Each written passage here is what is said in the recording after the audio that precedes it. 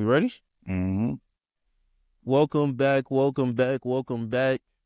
This is episode, I'm really not sure still, of the OTG podcast. And today I have a very special interviewee. Not just a co-host, but guest on the couch. My man's Billy White, formerly known as Spike Chester. Yeah, happy to be here, bro. And I It's such a comfy setup. I Like it. appreciate that, man. I want, the goal is to make sure we can come in here and have a real genuine conversation. Yeah. Make sure this is somewhere that you feel that you can kind of open up and be comfy without being judged. I like the safe space. Yeah, man. Sunday's pod isn't always a safe place. It get kind of lethal. Yeah. But it's all love. Like Yeah. yeah, but I will say Sunday's pod is all love and in all good jokes and humor. Yeah. And if it's an issue, we're gonna talk about it off cam. That's how it's supposed to be. But yeah, man, what has been going on with you, Billy? Shit. How's life? Honestly, bro, it's really just I've been in a position of learning. I feel like God really sat me down for like a year type shit to really allow me the space to sit with myself and understand where I want to take my artistry, where I want to really go with the shit. Yeah. And so shit, that's honestly where I've been, kind of just focusing on me. Yeah, man, self-care, all that other type of shit, bro. Just really just bettering myself and bettering my craft. That's really where I've been. So That's good, man. That's always good to hear, like, especially like self-care. I feel like a lot of us, black men, we don't do a lot of self-care. As a matter of fact, my homegirl told me yesterday, or on Thursday on my birthday, I was out getting a manicure and pedicure. bro, I ain't hopped on that wave yet, bro. I got a pedicure once in my life, and it was a bad experience. Damn. Yeah. How you have a bad experience with a pedicure? Nah, I was in there. I feel like I'm like ticklish on my feet, but the crazy part was after I settled in, I fell asleep and I started snoring, and so they was like, they had to wake me up, and oh shit, it was good though, but that was the one and only time. But yeah, you get the clear coat or I don't get no coat. no coat? No coat. Yeah. Pack it up. Pack it up, man. She asked me, she was like, you want? No. Put it up. You ain't rocking with the clear coat? Yeah. Not my type of energy, not my type of way. Yeah. Do you like meditate at all? It's been something I wanted to get into. Mm-hmm. I think it's more of making sure I find the time in the day. Yeah.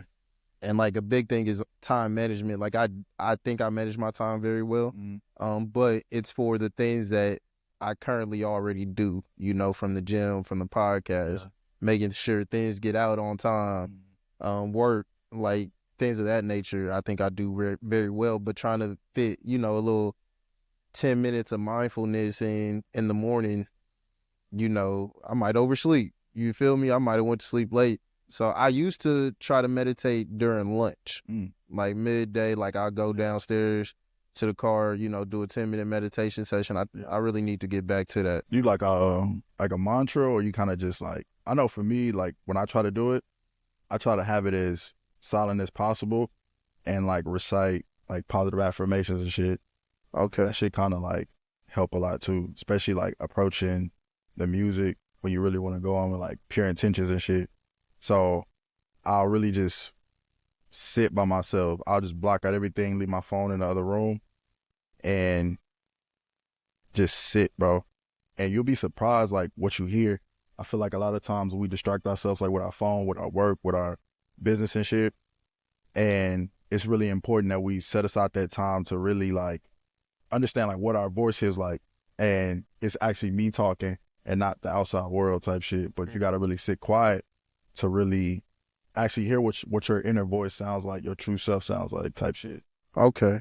So I know one thing I like to do is like when I walk my dogs, I leave my phone upstairs. Yeah. It's just me, the boys, nature, you know, I think that's kind of my time to like hear myself, and I do a lot of self-reflecting.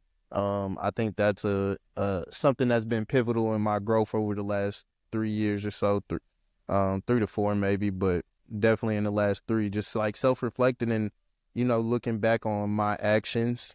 Um, and really, I talk to myself a lot. Like, without a doubt, I'm for sure going to talk to myself. I'm going to question myself and take myself down a rabbit hole. It's crazy, bro. They say, oh, you crazy if you talk to yourself. But I feel like that's the shit that keeps you from going crazy. Yeah. Yeah. Like, I'm sorry, like, whatever. Yeah. But it's good. How is, I'm trying to figure out where do we start at? So We can start anywhere. Like I know, like I was saying, like off camera, bro. Like I know you've been tapped in. Like what was the first? Like what was your first introduction to me? I want to say it might have, like I said, I think it was like a vibes. Yeah. On like stage. Yeah. So you saw me on stage first before hearing the music. Before ever hearing your music. And a lot of times that's what makes me a real fan. Is like when I see you perform, um, I might not feel the album if I hear it in the car and just like, all right, cool. But I think I was fortunate to see you perform first and be like, I really rock with your music. Yeah. And you really caught me during like the development stages, to be honest, because around that time, I was just trying to get on like any stage that I could. Like that was just a goal because I knew I had to like really sharpen my live show skills because that was gonna be my bread and butter. Like I always, anytime anybody gets put onto me, it's either through like a live set or a show. So I'm like, okay, cool. I see people really gravitate towards me like when I'm on the stage. So let me actually take the time to like get this better. So yeah, if you went to a show back then, I don't know what you saw, but shit, it was good enough to tap you in. Shit. yeah, bro. And it's like, so I tapped in and I was in and out of town a lot. I think during that time when I first met you, I was in the military still, and I was down in at Fort Hood. And so I was in and out of Dallas just a whole lot, just coming home on the weekends. And so like we never really got the opportunity to like build a solid like friendship, just more of a, oh no, I really rock with his music. I'm gonna continue to support him. And I think around that time is when Milk and Honey came out. Yeah. And as you see, the record is right here. This is actually my personal copy. Yeah. Signed. Signed, yes. This is prior to today. Like, I just want that to be known. This is just not original copy. Original copy for real. And yeah, and it was like it was the vibe and the energy that you were on in that. So first, what happened? Why is it off of streaming? That's a great question. I think when I wanted to take my artistry more seriously, it was hard to get people to see the progression and the art that I wanted to make.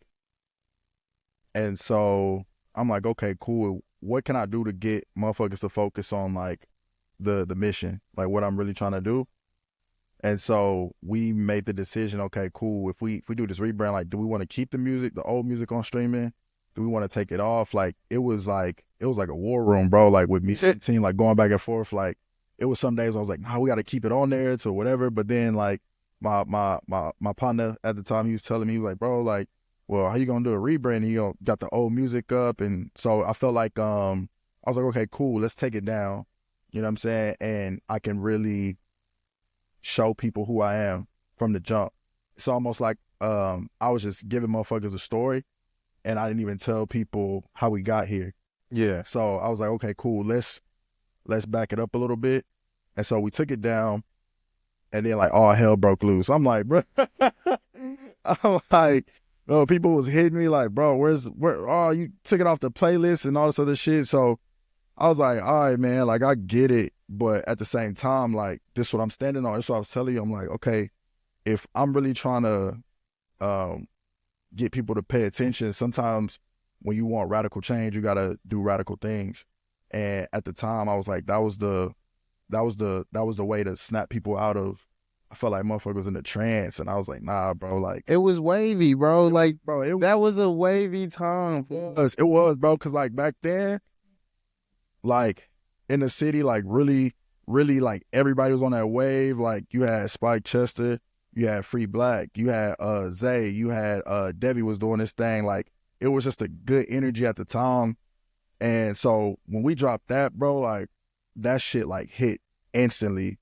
And I had no idea. I'm like, bro, like what the fuck? Like it was me, my engineer Clean and Wub, and we was in the studio on Regal Road, and we all just kind of like fell into each other like with our talents and our gifts, and we just started working on this project. We didn't even know what it was going to do. We didn't even know what we wanted to be. Like we was really just broke as hell, like sleeping in the studio some nights, and really just wanted to put our shit out, no expectations, no nothing. And this is what we came out with. And I feel like that's what made it so infectious to people. They felt that that raw energy of just wanting to be heard and wanting to be seen, and really just coming out the gate like this what we on type shit. And going from that, I felt like that was who's an artist where it's like they known for that one project type shit. It'd be like fucking, I can't think of nobody, but you know everybody has that one that's attached to them. It's like when you think of probably Big Sean type shit. You know, like with Detroit. Yeah. You know, when you think of if you want to say Drake, it would be like a Take Care, or even like a Kendrick, it'd be Good Kid. Yeah. So, and that's usually people's first projects. That's why like debut projects are so like it's really love. It's a gift and a curse, bro. Like, yeah. If you look at a good example would be Ari Lennox with Shea Butter Baby. When that hit the scene, no apartment goes crazy, bro. Come on, like to this day. Yes. And I feel like sometimes as like fans, artists, I'm a fan of music. So when I hear or discover an artist for the first time, it was like Brent Faiyaz's first album, Saunderson. Like, bro, that shit had me in a chokehold. Like, yeah, you know what I'm saying? Brent still don't miss either. I'm not. He don't. He don't. But he does.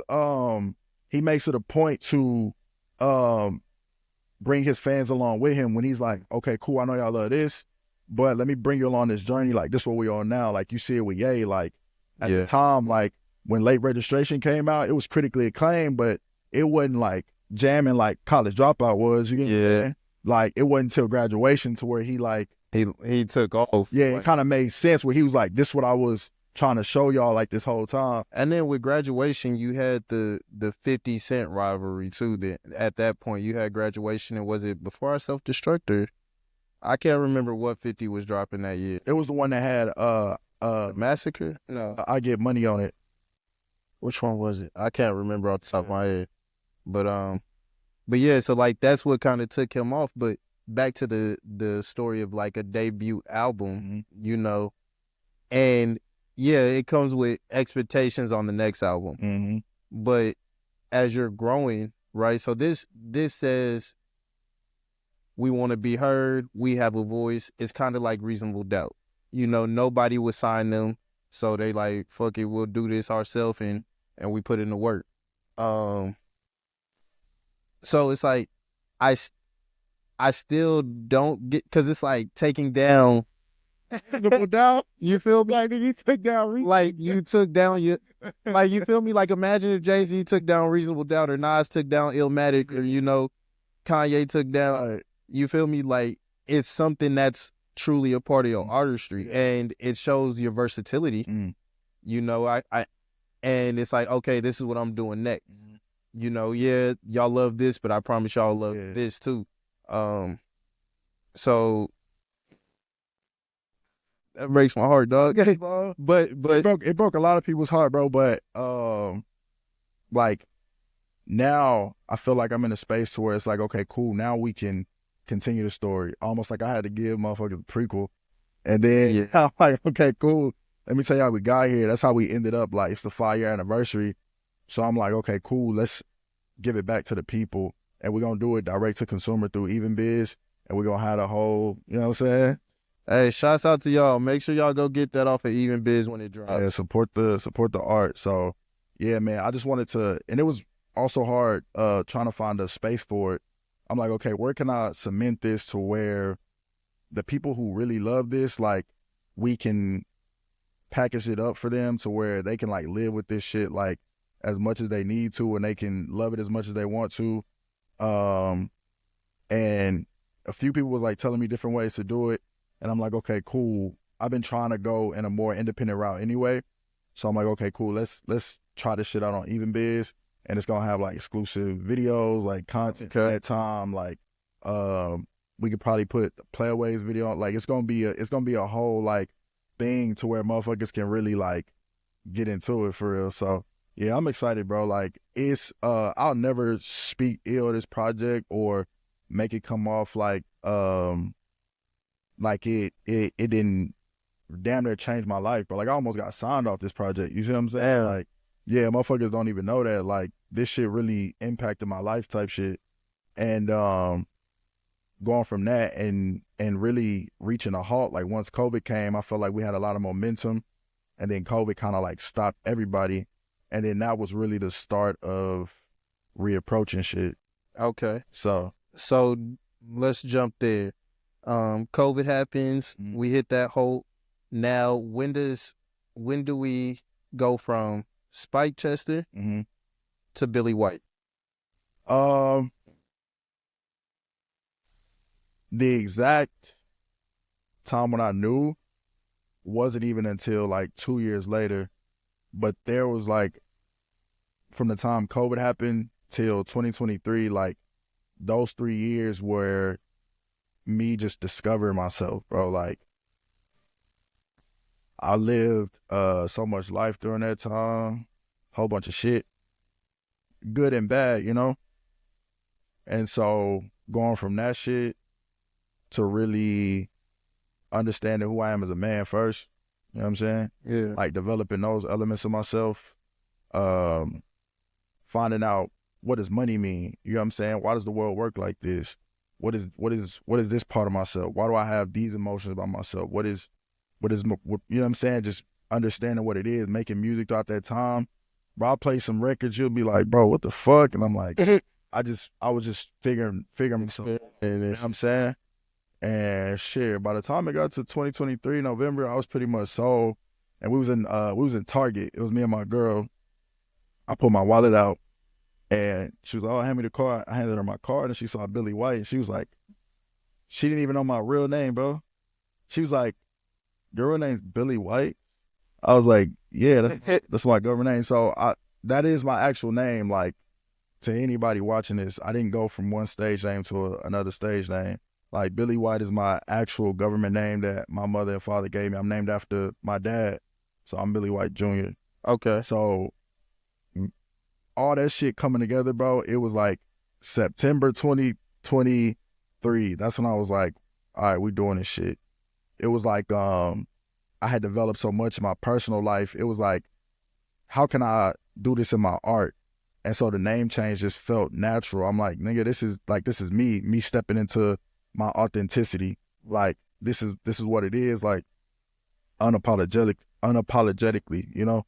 So that's really what I decided to do, and shit, I don't regret it at all. It's been a blessing. So, first question, because it always shocks me when my friends don't remember my first name or like don't know it.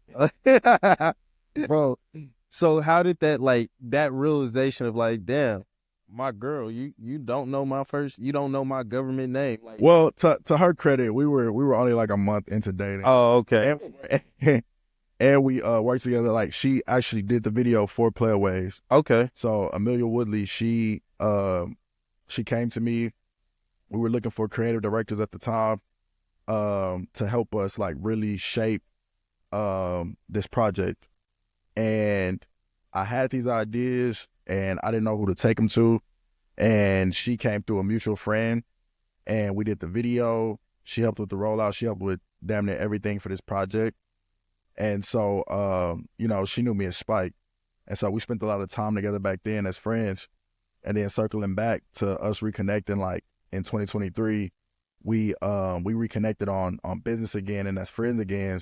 And then, you know, we found love in the midst of all of that. So that was really the turning point for both of us, because she was also like trying to, I feel like everybody around me was just trying to turn a new leaf. You get what I'm saying? Like, That's good. for me, my friends, and we was getting older. Like, I was 127, so I'm like, all right, my nigga, like, how long can I perform playaways? You get what I'm saying? Like, respect. Yeah. I'm like, Overstood. you know what I'm saying? Eventually, Jay-Z had to put the bulletproof vest away and go get the suit. Go get a suit and a blazer. Whatnot. Like, eventually, you gonna want to grow, and you got to take the lumps that come with that. You get what I'm saying? So, which is people not accepting like the new music, or which is like motherfuckers you've been knowing for years, like really just treating you like I'm a completely different person or artist.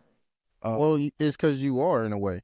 You know, like, you got to think about it. When you take that time to do that kind of shadow work and that kind of like just self-improvement, you're going to come out a different person. Yeah. You know, and some people can't take who that new individual is. You know, in your case, they can't take who you really are. Like, you feel me? Like, in your case, like, you're no longer being Spike Chester. You put him to the side. You're like, I don't even know who that guy is now.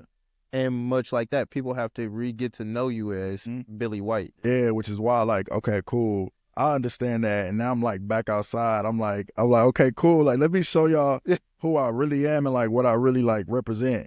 You know what I'm saying? So,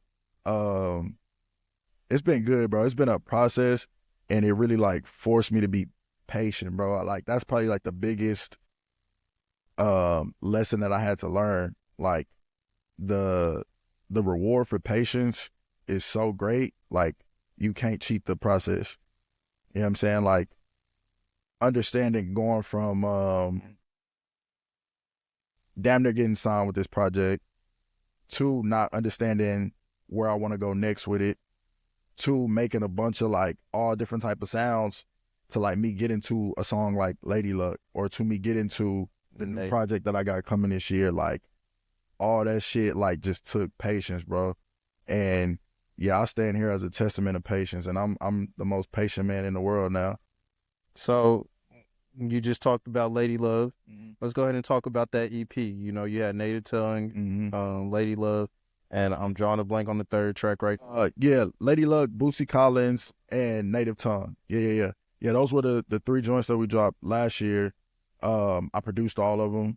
I made all of it at the crib. And I like, that was the most fun I had in like so long making music, bro. Like, just really just having no expectation. It felt like making Milk and Honey again. You know what I'm saying? Like, to where there was like no expectations. Like, I ain't give a fuck about what nobody thought about it or what anybody felt. Like, when I first was like discovering music and writing in my process, like, got back to me. And yeah, it was all just a part of the thing. I'm sorry, I lost your question. It was just, we're talking about Native Tongue. We're talking about that EP, and just, yeah, bro, coming up. This really like my first like time speaking about, like, this is my first interview in probably like years. Man, I don't know if I ever told you that. I'm blessed, bro. I'm blessed.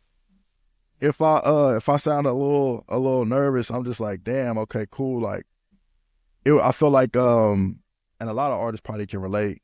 When we approach this thing with our artistry, a lot of times it can be very frightening to put our true selves to the forefront, because everybody wants support. Everybody wants validation. I don't give a fuck who you are. Yeah, we need to stop lying. Yeah. No matter how much like motherfuckers be like, oh, woo, wop. I'm like, everybody wants to be appreciated, like, for their artistry, and everybody get their feelings hurt. So sometimes we show the safe side of ourselves, the side that we know people gonna like, the side that we know gonna get us in these rooms, and even if it goes against what we actually really want to do, not even just being something you're not, but just kind of like compromising who you are, morals, standards. Not even moral standards, because that shit is like different. Just like not standing in like what you actually want to do. Kind of like I remember my partner was telling me, he was like, bro, why these niggas be moving like signed artists, like just artists anywhere? I'm like, bro, like none of us, like nobody is signed. Like if you independent trying to do it, so like nigga, drop the music on a Monday if you want to. Like drop 2 music videos before the shit. Like ain't no rules to this shit. Yeah. And I feel like a lot of times when new artists approach it, they put a lot of rules on themselves and they restrict themselves. And that's how you kind of stunt your growth and your longevity, because you're trying to grow something that you didn't even want to plant to begin with. So shit, sometimes you gotta uproot and plant again. And You know what I'm saying? replant the pot. You know what I'm saying? Replant, repot, replant, repot, water, and just keep growing your garden. So with that EP, what was your favorite song? Because you had a lot of content that went with that EP too. Like, what was your favorite song to work on and, you know, and perform? Because I know you did a studio performance for, was it Lady Love? It was, yeah, it was. And Bootsy Collins? Yeah, Lady Luck and Native Tongues. I don't think we did one for Bootsy Collins. But yeah, we had the live performances to go along with it. My favorite one to make probably was Lady Luck, because I feel like that was damn near like my biopic in a way, like to where I'm really telling niggas like, all right, cool, let me show y'all where I'm from. And for that to be the first song to come out after this rebrand, that was literally my, you know, introduction, like my sit down with people, like, let me show y'all like what it really is. Like we took the crew like really to where I'm from type shit, like really went to my high school, really ran into people who seen me since I was a kid, like really know who I am for real type shit, which is something that I was always apprehensive to put in my art, because I was afraid maybe people wouldn't accept it, or I was a very private person, you know what I'm saying? Like these are my actual like family, but like my loved ones for real. So it's like that's a big risk, like putting them out there to the world to be consumed, and you never know how people are gonna react. Yeah. So with Lady Luck and with all 3 of those songs, bro, like we was really like we peeled back the layers on everything and really show people the essence of who I am. And that's why on Native Tongue, yeah, let's talk, because that's my favorite one. Native Tongues, yeah, bro. And the lines in there are just like crazy. I'm like, you give a man a fish, that nigga eats for a day. You teach him how to fish, then it's a lot more on his plate. Like those are real things that my dad would tell me or my uncle would tell me, you know. So just being able to put my DNA for real into the music, like that's really been the most rewarding part of making like all the new shit. And I'll play the project when we get done. But yeah, bro, it's just been so fulfilling, and it's just been revealing so much about me, and it's been pulling me deeper into my artistry, to where it's like I talked about like all the shadow work I was doing over the years. Now it's like, okay, let me show people these different layers to myself, and you can relate to it. We still got the bangers on there. We still got like everything going, but I want to show motherfuckers me for real. Okay. And with that being said, you know, this new project, it's the first, well, not the first, but it's the first full length. We'll say that, that you're releasing under Billy White, and it's kind of like that complete reintroduction. You know, what can we expect from it as fans? You can expect to understand me. You can expect to feel something. You can expect care. You can expect pure thoughts. You can expect free thinking. You can expect love, time, energy, blood, sweat, and tears. You can just expect every aspect of myself. Do you want to share the title with us today, or you keep it under? All right. I'll tell you off camera, but all right, but right now it ain't the time. Yeah, man. Respect. Yeah, but it's about like an 80% completion. Shooting like content, visuals, like we always go crazy with that shit. So it's really just like lining all of that up with the team, and yeah, man, just looking to compound on a good last year. So that's good. So with this new project, how did you know, I seen somewhere that one of your influences is Anita. Mm-hmm. Who are some of your other influences, and how did like those sounds and those songs kind of play a role into this project, you know, with it being so much you, because ultimately, I guess what I'm trying to say is music plays such a large role for us, right? So yeah, how did your influences and who are they impact this album? It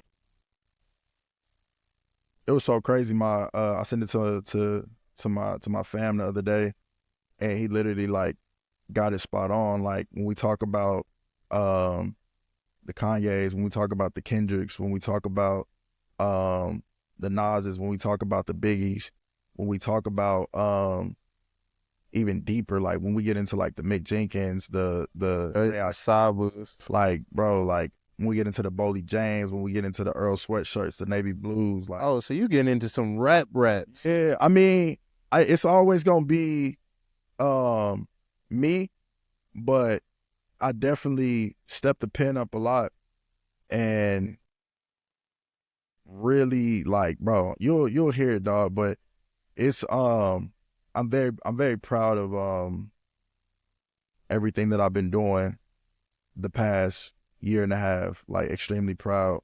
I feel extremely grateful. I feel extremely like blessed, and the energy is just so free flowing right now, bro. Like I'm just inspired to learn more, to teach more, to grow more. I just been in that mode for real. So yeah, man, you gonna hear like a bunch of shit for sure.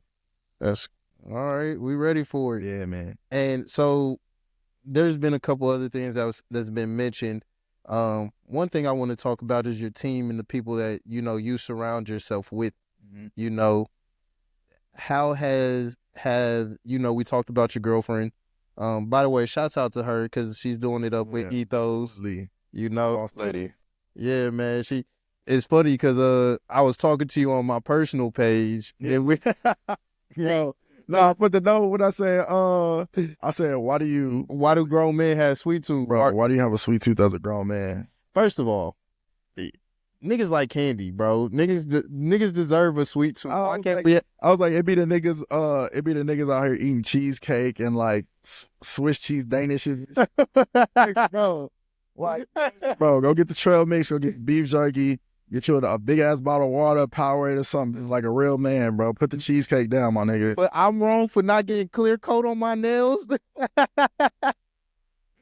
I'm wrong. A nigga can't have a sweet tooth. If a nigga got the clear coat and the cheesecake, then like, bro is like, he is above us, bro. Like, you on a whole other like latitude, my boy. Like, oh shit. But yeah, it's funny because we sit there having this conversation in the DMs, and the Etho page DMs me in the midst of all that. And so now I'm over here on the pod page, got to be professional. Yeah, we just talking like cash shit on the other one. That's funny. It's like I've really enjoyed the dichotomy of, you know, just who I am and being able to switch it up when I need to. Yeah. But yeah, back to your team. Yeah, man. Shout out to Ethos Creative Media, founded by Amelia Woodley. We got Jay Leon on the team. We got Jazzy on the team. Trent, Nate, Tamia, Big T. So yeah, we really got like a nice little camp, bro, and it's like growing. I feel like there's like a misconception because I'm the only like client, but I'm like, bro, like there's so many artists that people don't even know that we just like working with. And kudos to my lady, to Amelia, for handling her business and really stepping into her role and like leadership and really oh shit. What's that far?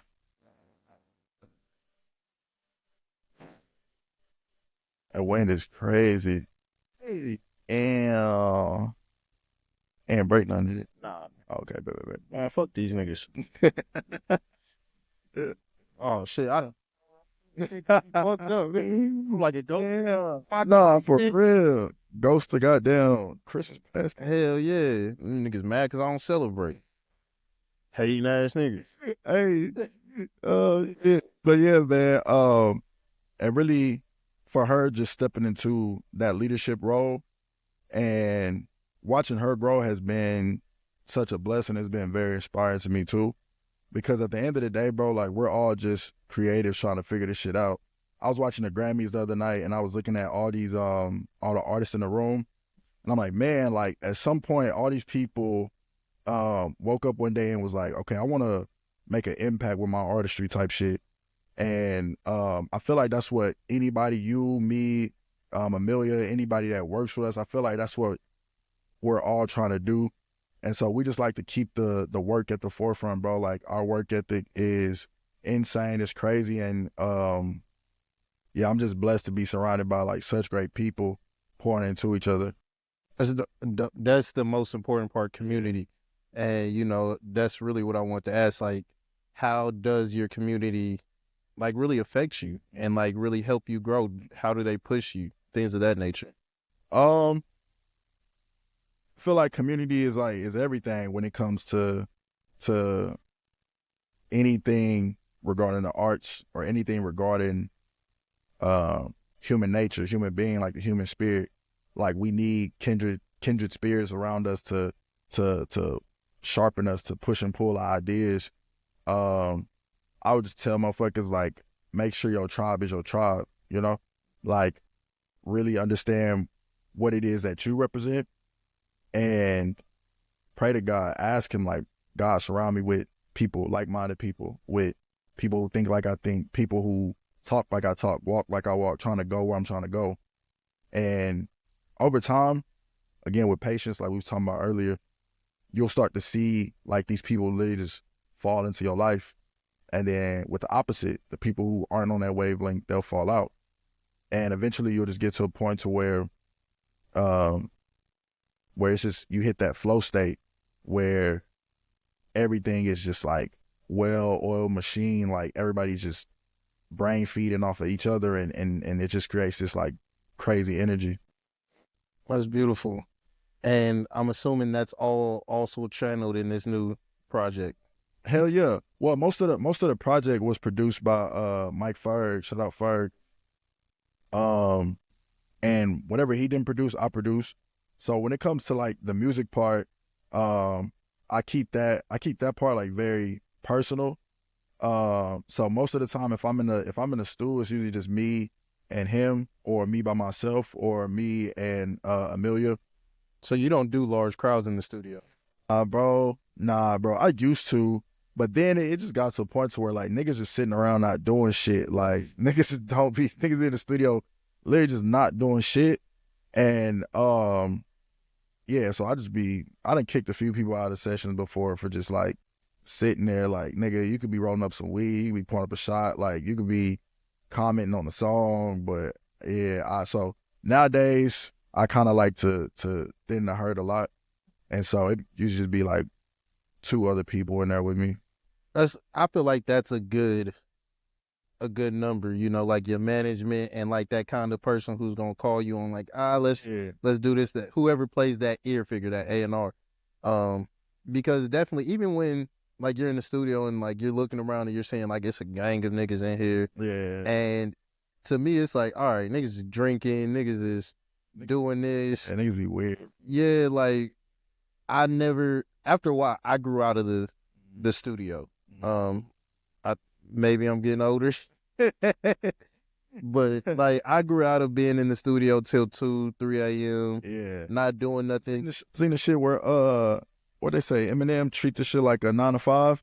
Like he'll go in at 9, he'll work till 12, go to lunch, come back at 1, and by the time he hit 4, he like, all right, I'm out. Clocking out. I'm clocking out. It's time for me to go see the family and sit with the wife and kids. That's honestly, how do you feel about that approach to it? Like if you had the well-being, the like freedom, I should say, how would you approach it? I wouldn't approach it like that because I feel like inspiration can strike at any time.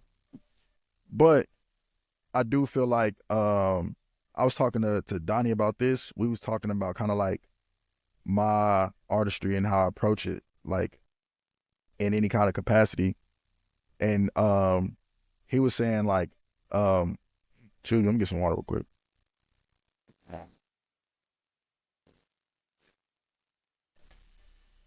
He was talking about when you look at like Michael Jordan, he didn't become that great by just randomly going to the stool and hitting up the shit.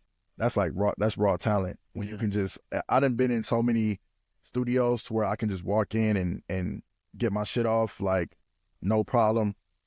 Come back the next day and just work. I'm a studio rat like that. But he was like, it's different when you can control your shot. It's like the difference between like a Melo Ball and a Steph Curry. Both of them can shoot, but Steph Curry, he can, if he say I need to make 3 shots in the next 5 minutes to get us ahead, you guarantee he finna hit them 3 shots. Cold, off the bench. Probably not recently. Well, nah, because I hate how much I hate Melo slander.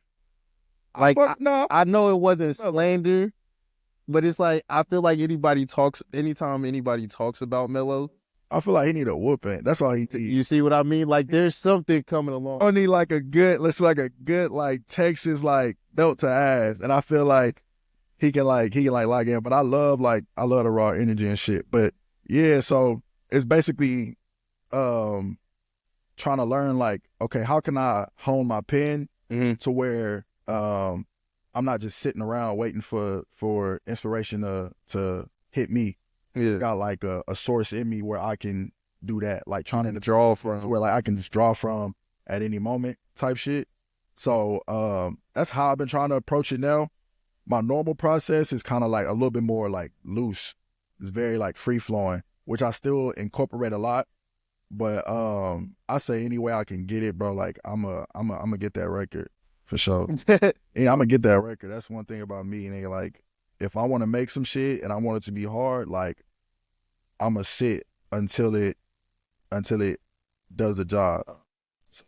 So you the type, you trying to get the song done in one studio session.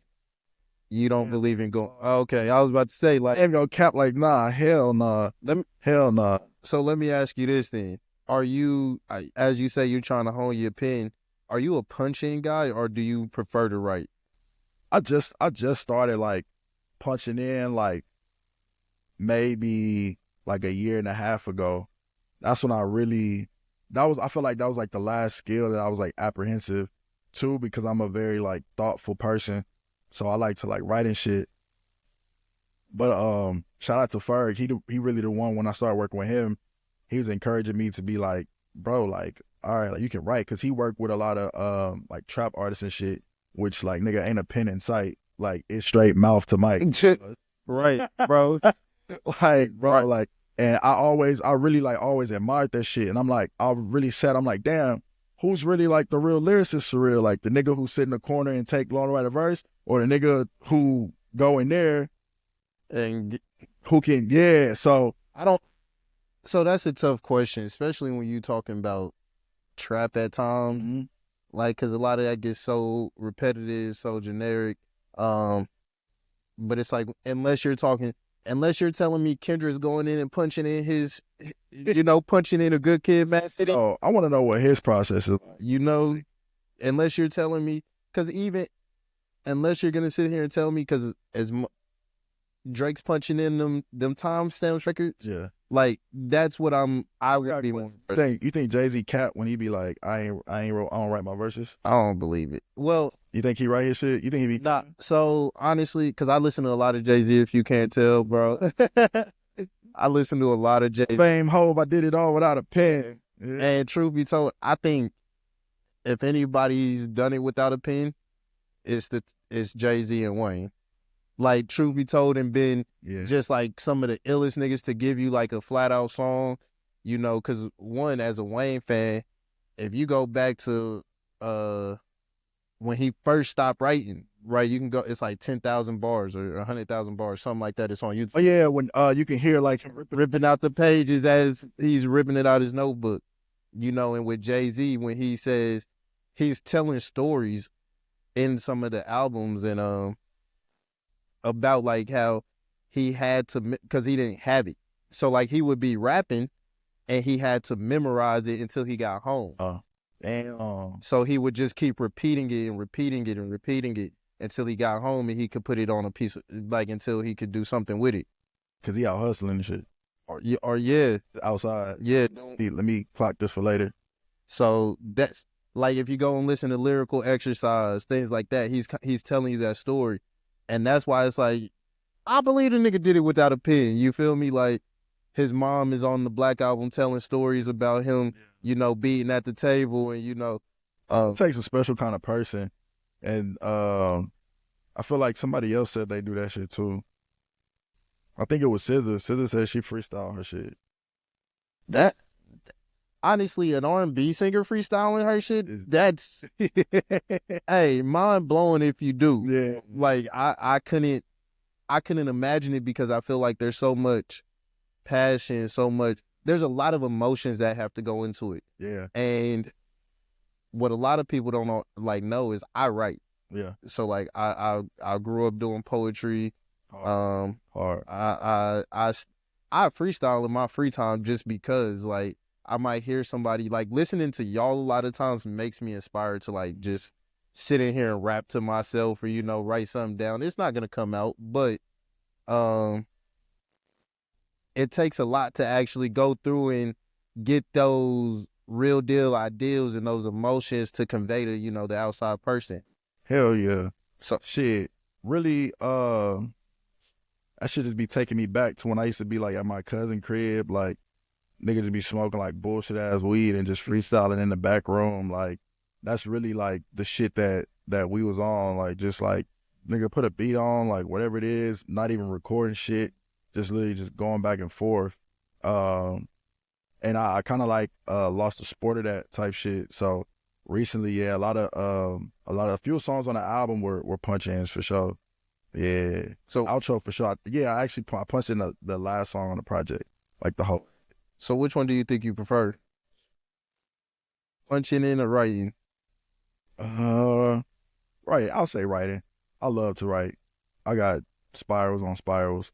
I love to write, bro. Like that's just always how I've been. Like growing up, like it's kind of like the same thing with me. Like I love like speeches at church, public speaking at schools, like anything. Like I never was afraid to be in front of a crowd, specifically when it came to like writing or like anything oratorical. So writing that's just my love. That's just my love, bro. Like I just love to the ink touch the paper and you see an idea through from like inception to conception. And you can go back after the song is finished, you look at the paper and be like, damn, like all this shit right here manifested into this final product, which is just such a trip. It's like real deal alchemy. Yeah, nah, it's crazy because like I used to write short stories. Like much like you, I enjoy pen to pad. Like even when I'm doing like planners, like when I schedule these, I actually write them down. Yeah. Like I have a hard copy notebook, just and it's something about hearing like the scribble. I'm not gonna lie, so I write in felt tip markers now too. You got the Abraham Lincoln shit going on. My nigga licked the. Hey, look, and that's how you know I'm cooking, bro. You hear that shit scraping against the paper, bro? You know I'm over there getting to something. But yeah, nah, it's like the art of that. And same thing with like reading books. Like it's nothing like Shit. Oh yeah, bro. What you read? I just finished Your Next 5 Moves. It's a business book about, how to go about that. Currently, I have all of my Malcolm X's speeches from the year before he died or the 11 months before he died. So now I'm just reading one of those a day. I want to get through that book. Where my shit? I can go through my shit. I'll be on the audio book. Audible and everything. Yeah, I got support with it. I got that. I got I'm gonna send you. I got a folder for like PDF book. Oh yeah. Yeah. So needs that. Message to the People, Marcus Garvey. Oh yeah. Throw shit. Cry Like a Man, Jason Wilson. What else I've been on? What's the one that was really like going crazy? So how? So you're an avid reader, listener, right? Yeah, man. Even for it was The Richest Man in Babylon. Okay. Yeah, by George Clason. How have, those three, like in particularly books, shaped, your thought process, who Billy White is, That's what I've been reading recently. Bro, like if you go to my parents' house and go to my dad's office, like it's nothing but books in there. Like any type of autobiography. He was big on MLK. My mama tell the story. He used to read MLK speeches to me in the womb, whole nine, bro. So just being around that shit like young, I would always just go to my dad's office and just pull a book and just like bullshit around, probably like read through a little bit of it. Even if I wasn't fully comprehending what I was reading, like he always let me do it because he knew just consuming the information, it's just in you. So it's going to sink into you. And one day, you're going to call back and you're like, I understand. exactly. And that's really how it's coming full circle now. Like now my library, like I'm building my own library for when I have my son. Like he gonna come in my office and pick up a book, everything, you know what I'm saying? So yeah, but reading has been a very important part of my development. And I feel like you know, it's like the old cliche, if you want to hide something from somebody, put it in a book. So I'm like, shit, let me see what people talking about, like for real, for real. And yeah, bro, I've been diving back into it a lot. It's like hella shit. The Artist Way is a good one. I don't know if you read that one. I haven't. That's a good one. What else we've been on? Uh, what's that one that I can't remember? But me and my girl, we started reading it. But yeah, bro, just trying to like figure shit out that way. And yeah. I know one book that really helped me was Atomic Habits. Yeah. Atomic. My mom actually put me on to that. My mom put me on to that. She was reading it at the house, and I was like, damn, I've been seeing this, and I started picking it up. Talking about your triggers and like how we fall into bad habits and how to correct them, and it really showed me how when they say every thing that goes wrong or some shit like that, like is a culmination of some habits, like bad habits stacking on top of each other. And so yeah, bro, just shit like that, like where I can. I try not to be OD with it because I do like to live life through experience, but it's always good to like fall on the wisdom of others. Yeah. It's like I tell a lot of people, I like to take in a lot of knowledge, take in, what's going on around me. And then I take it with what my worldview already is, and I kind of mix it together and one big pot of gumbo type shit. And then I kind of, that's how we get my views. I feel like that's how most people should get their views. And I think now, at least with the books I'm reading, like, yeah, a lot of it's more geared towards business, self-improvement, making sure I could do things correctly. But also, as I get more into reading these Malcolm X speeches, I'm gonna finish his autobiography. I have Angela Davis's book. Like, I feel like my voice is being called more to use it for something, especially with where we're in this time. You know, so it's like, what is the message that you are actually trying to convey in your music, as Billy White? Like, authenticity, bro. I feel like we're in a space to where misinformation has become normalized. I feel like it's okay to lie to people. I feel like it's okay to be deceptive. It's okay to be manipulative. I feel like the world that we're in today kind of almost glorifies that or glamorizes that, like dog eat dog type shit. And I feel the complete opposite. I feel like love and authenticity and genuineness, I feel like that's actually what can push society forward. I feel like that's what a creator's job is to do. Whether you make a product, whether you make music, whether you make visuals, whether you're a photographer, anything that you do should be rooted in authenticity and wanting to actually like impact people's lives for real, like even in the smallest way. Like this is a good testament to that. Like once we took that off streaming, I had no idea how many lives was, you know, impacted by it. Like it was motherfuckers really living their life to the music. And so that's really like the message that I'm trying to push, bro. Like it's just being unapologetically 100% in any capacity. And in me doing that, hopefully the people who listen to me and gravitate towards me, I can empower them to go out and be their authentic self. Because I feel like we don't really have nobody who's pushing authenticity. You know what I'm saying? Yeah. In the forefront, like as much as the bullshit getting pushed, it's like, that's why it feels like it's overcrowded. Cause on the other end, like we're not balancing shit out. Like we need some real deal, like soldiers on the other side to be like, nah, like we pushing peace, we pushing love, we pushing happiness, we pushing integrity, we pushing morals, we pushing character. I feel like the other side is like very loud right now. So that's the message I want to push. That's beautiful, man. That's beautiful. Well, Spike. Billy, yes, man. That's it all the time. I'm not even mad, bro. The niggas will still come up to me and be like, Spike, bro. Like I don't get offended by it, bro. Man, it's like habit. It's habit for sure. It's habit for sure. But it's it's like habit. I feel bad now because I started off right and I hell nah, bro. That was a human moment. Shit. That's literally what happens. You know what I'm saying? And yeah, that ain't no thing. But yeah.